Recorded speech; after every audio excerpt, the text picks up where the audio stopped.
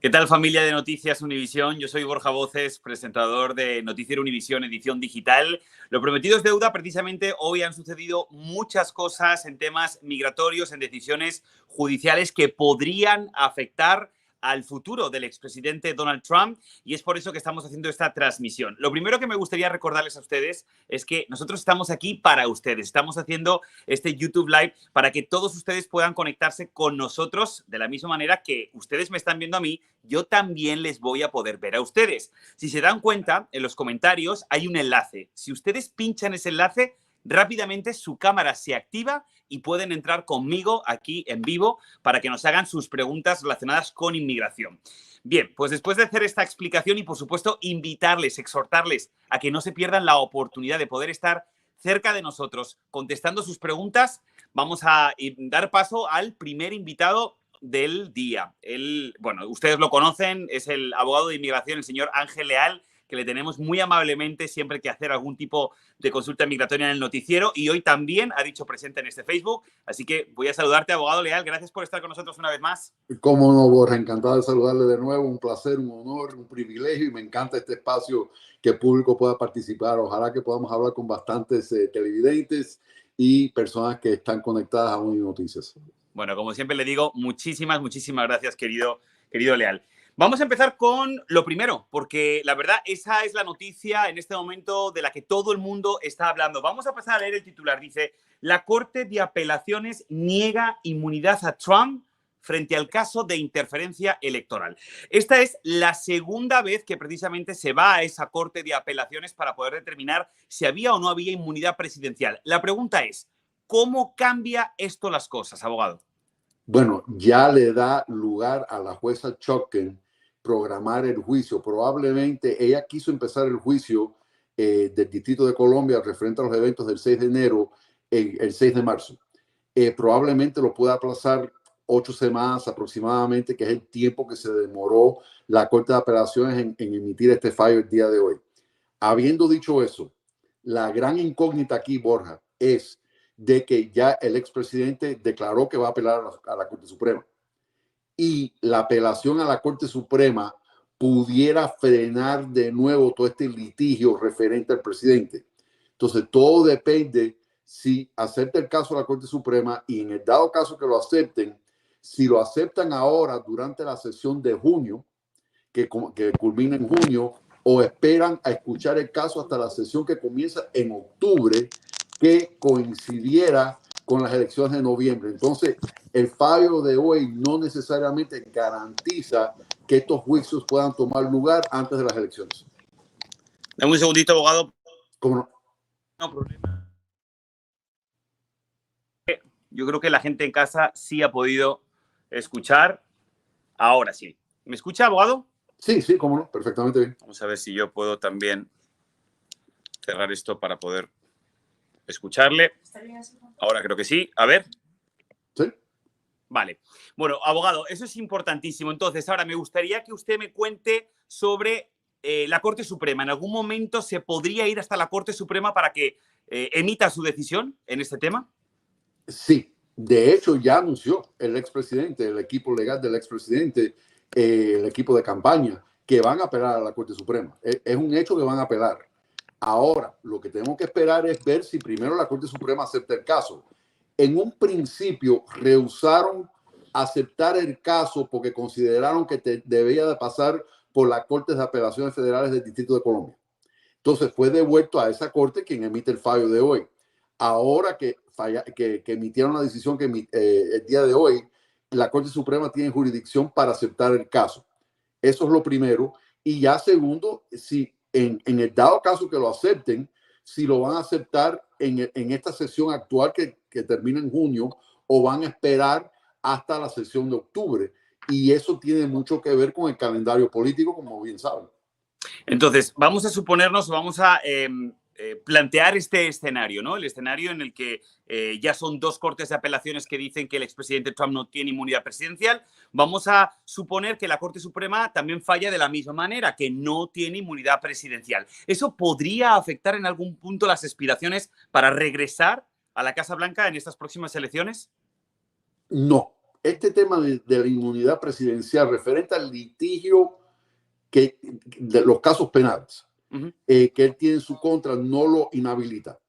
El caso que lo pudiera inhabilitar es el caso de Colorado, que tiene que ver con la 14ª enmienda, sección 3, sección insurreccionista, porque está argumentando los votantes del estado de Colorado, un grupo de votantes, de que técnicamente él queda inhabilitado basado en esa cláusula constitucional. Ese es el caso que lo pudiera inhabilitar, y los argumentos orales referentes a ese caso, que es un caso aparte, van a tomar lugar el jueves antes de la Corte Suprema. Pero referente al caso de DC, Mar-a-Lago, Nueva York, Georgia, ninguno de esos casos lo pudieran inhabilitar independientemente de que haya o no haya inmunidad presidencial.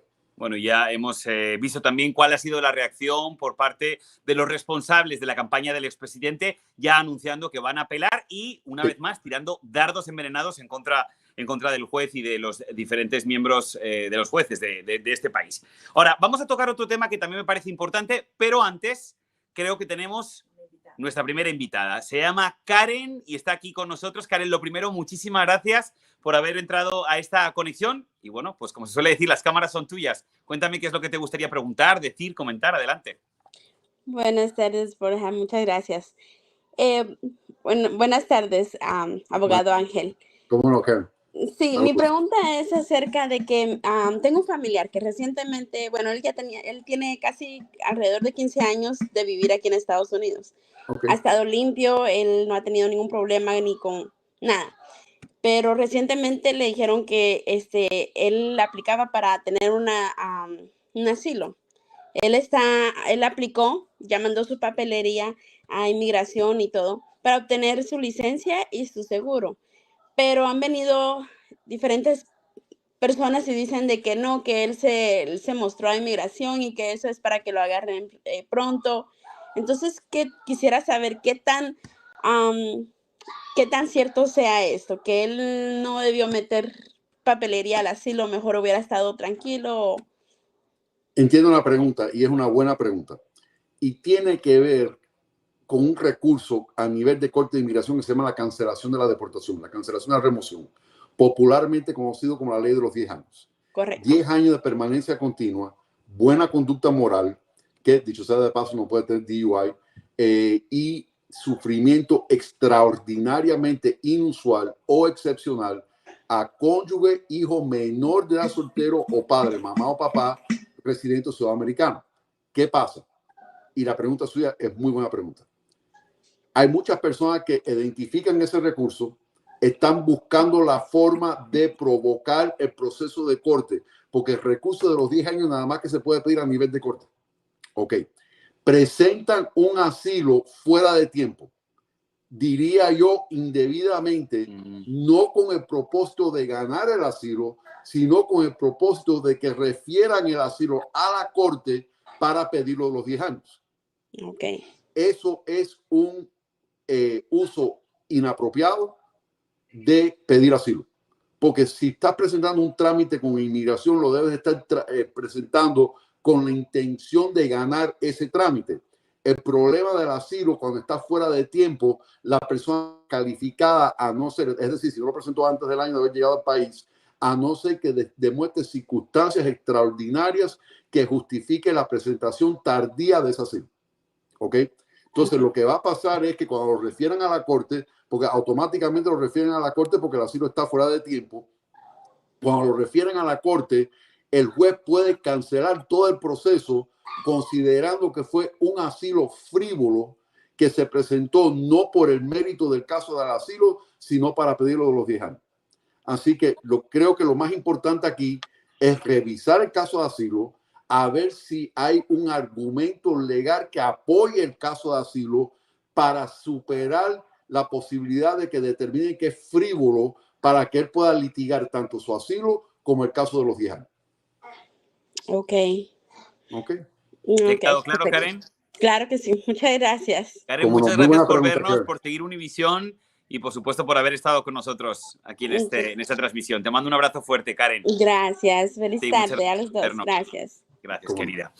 Bueno, Ángel, mientras llega la próxima consulta, también me gustaría tocar otro tema que creo que es fundamental y que va un poquito con este tema del asilo, con el tema de legalizar nuestro estatus aquí en los Estados Unidos. Siempre hemos escuchado hablar que las personas que tengan ese cambio de estatus o que quieran hacerse legales aquí en los Estados Unidos, conseguir sus papeles de manera legal, siempre tienen que tener mucho cuidado en cómo se comportan aquí en los Estados Unidos. Eso siempre lo hemos hablado y eso está clarísimo.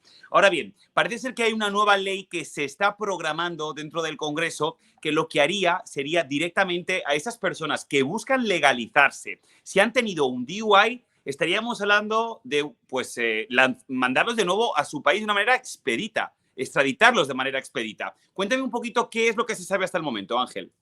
Bueno, básicamente la Cámara aprobó el jueves pasado un proyecto de ley que crea una base de inadmisibilidad al país. Y esto es un poco técnico, pero de que si usted es convicto de un DUI, le pueden pedir la deportación. Y le pueden pedir la deportación a nivel de corte, le pueden negar la entrada al país, le pueden negar su residencia. Es la sección 212 del Código de Inmigración. El DUI siempre ha sido un tema complicado en inmigración. Sí. Nunca se ha considerado un delito de conducta inmoral o de vileza moral, porque en realidad, para ser convicto generalmente bajo DUI en cualquier estado, no hay un elemento de intencionalidad. Es decir, uno no maneja a propósito ebrio. No maneja con la intención de manejar ebrio. Pero es un delito de responsabilidad estricta porque si usted lo para por manejar de forma errada y usted le miden el nivel de alcohol y supera un cierto límite, técnicamente eres culpable de manejar bajo la influencia de drogas o alcohol y ya ahí termina el litigio. Entonces, básicamente por la falta de intencionalidad hemos podido defender a muchísimos acusados en inmigración que a pesar que es un delito que afecta la conducta moral en el país, es un delito que van a tomar en cuenta de forma discrecionaria. Técnicamente no es un delito de deportabilidad al país por no ser un delito mayor bajo ley migratoria, por no ser un delito de violencia y por no ser un delito de vileza moral. Ahora, este proyecto de ley pretende enmendar eso, de tal manera de establecer una base independiente de deportabilidad o inadmisibilidad al país si eres convicto de un DUI. De hecho, para los soñadores, eres convicto de un DUI, quedas descalificado. Han tratado de distintas maneras de castigar más severamente el tema del DUI. Es un aspecto del examen médico que uno se toma para inmigración. Si usted tiene un delito relacionado al abuso del alcohol en los últimos 5 años, 2 en los últimos 10, pudieran considerar en el examen médico que tienes un tema de salud mental con conducta dañina asociada. Entonces, ha sido tema de cierta manera, pero esto ya lo codifica específicamente como una posible base de inadmisibilidad o deportación del país. Y ojo, porque como bien decimos, esto es un proyecto de ley. ¿Qué posibilidades habría de que realmente esto se tipifique en el código y que realmente llegue a buen puerto? Yo creo que tiene una alta probabilidad de ser aprobado. De hecho, contó con apoyo bipartidista en la Cámara. Fue aprobado creo que con 270 votos, creo que 150 en contra. Fue un margen, o sea, es muy difícil defender el DUI. Moralmente, legalmente, o sea, al final de cuentas es un acto de inconsciencia con el público, pone el resto del público en peligro. Nosotros los abogados de defensa de inmigración hemos podido defenderlo de cierta manera, pero creo que ha llegado el momento que lo han querido codificar para eliminar las defensas legales que hemos podido presentar hasta ahora para personas que están pidiendo algún tipo de beneficio inmigratorio o la permanencia en el país. Así que claro, porque una vez que se codifique, como si dijéramos, lo que es ley y punto. No hay ningún tipo de recoveco legal para poder defender a una persona con un DUI. El mejor ejemplo que puedo dar, Borja, es hoy en día, si usted es convicto de un delito de violencia doméstica, es una base de deportabilidad del país. Esto es lo mismo. Lo que están haciendo es... DUI sería lo mismo. Exactamente. Estamos creando esta base que si eres convicto de un DUI, podemos declararlo inadmisible al país y por ende deportable. Y sería en todos los estatus, es decir, siendo documentado, tratando de pasar, por ejemplo, de una visa a una green card, pasando de la green card a la ciudadanía, todos estos pasos migratorios, como si dijéramos, ¿podrían verse afectados si tenemos un DUI o solamente sería de indocumentado a permiso legal? De indocumentado a permiso legal, de un cambio o ajuste de estatus de una visa temporal a una visa permanente. Ya el que viaja aún siendo residente es una base de admisibilidad. Lo están poniendo en la sección 2.2, no la están poniendo en la sección 236, un poco técnico, pero básicamente le pueden negar la admisión, le pueden negar el beneficio, pero técnicamente no le pudieran pedir la deportación en base a esto, a no ser que lo incluyan en la sección 237 también.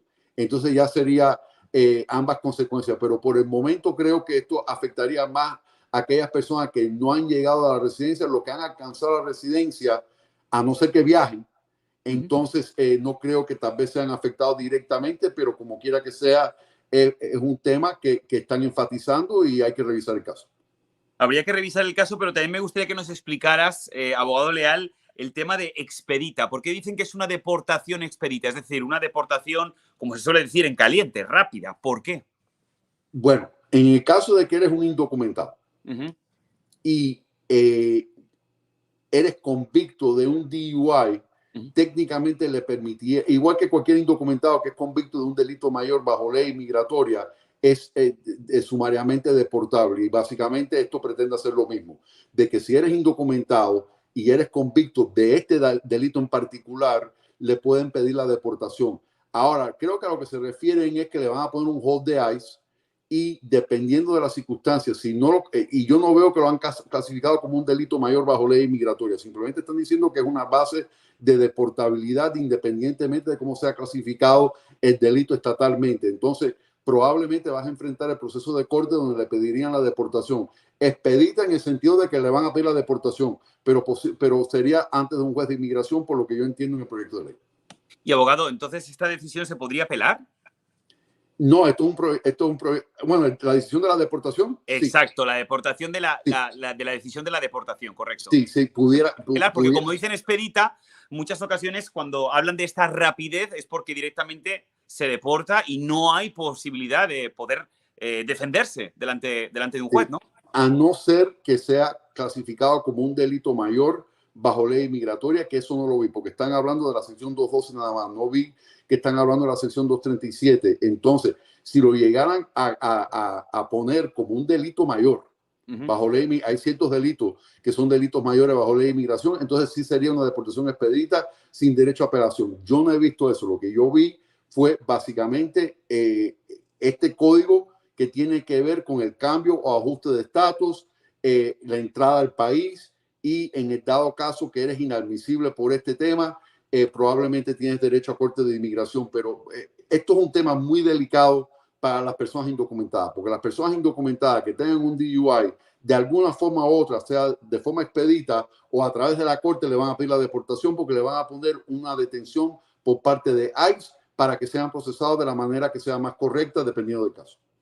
Y fíjate qué tontería, ¿no? En muchas ocasiones pues puedes manchar todo tu expediente, todo tu historial, que a lo mejor es intacto, simplemente por una fiesta o simplemente por una reunión familiar. Así que, una vez más, exhortar a todas las personas que estén en un momento en el que su situación legal sea indocumentada, que no tomen ese riesgo, que no sean tontos, que no sean tontas, que se comporten de manera adecuada para que no tengan ese borrón dentro de su historial. Esa sería la recomendación, ¿verdad, abogado?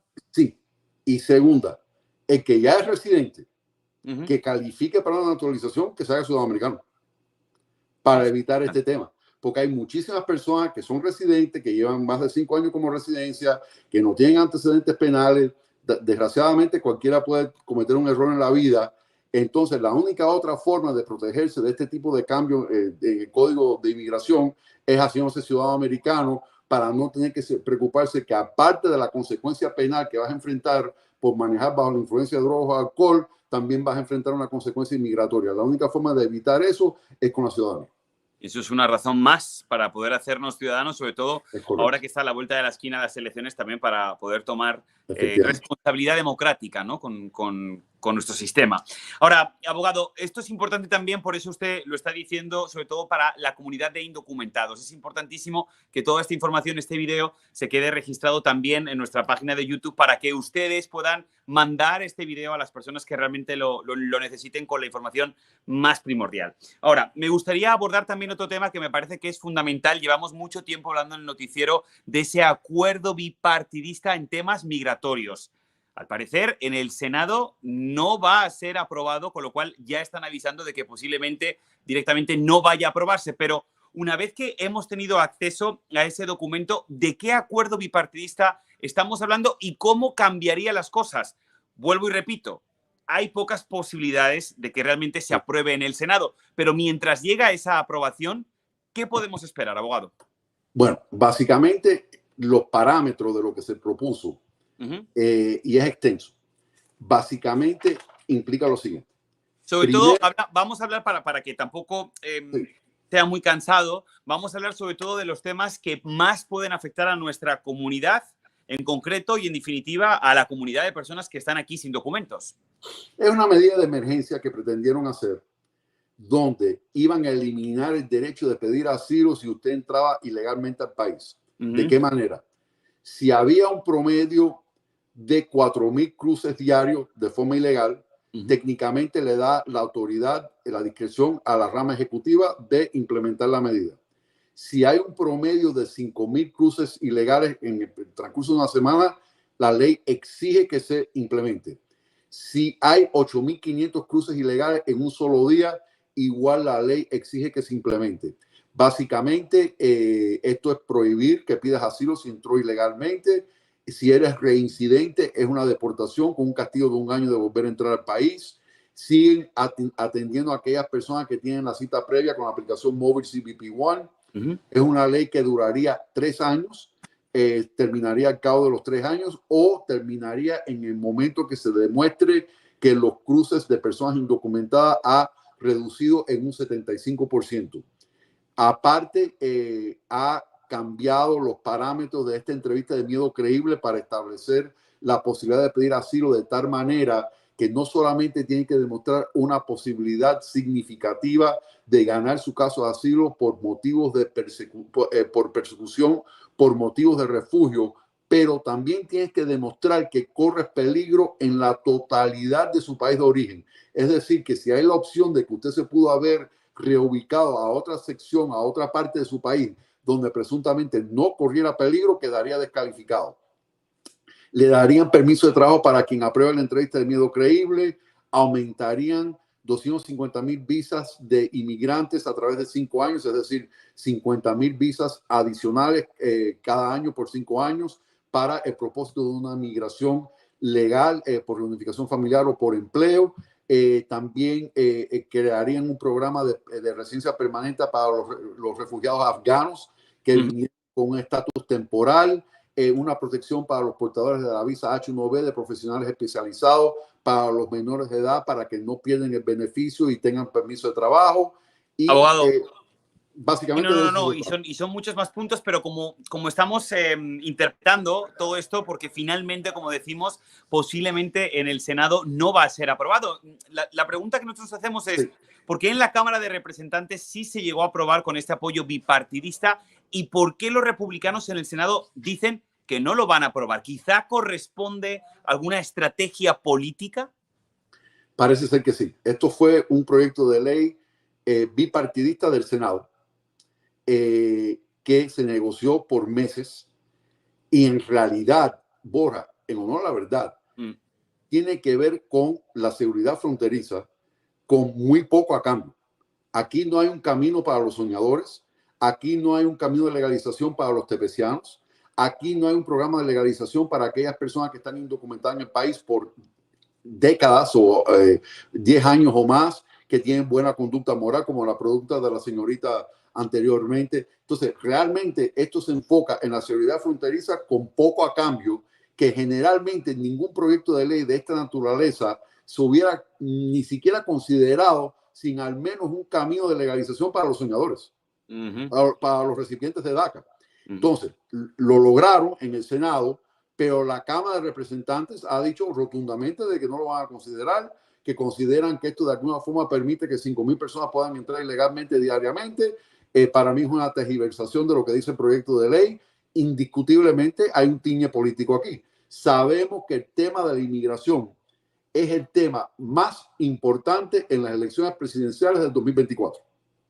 Es el tema donde el expresidente Trump goza la mayor tasa de aprobación en el público general de los Estados Unidos de América, y por lo tanto parece ser que quieren mantener el tema como un tema electoral para las elecciones. El problema es que tenemos una crisis en la frontera.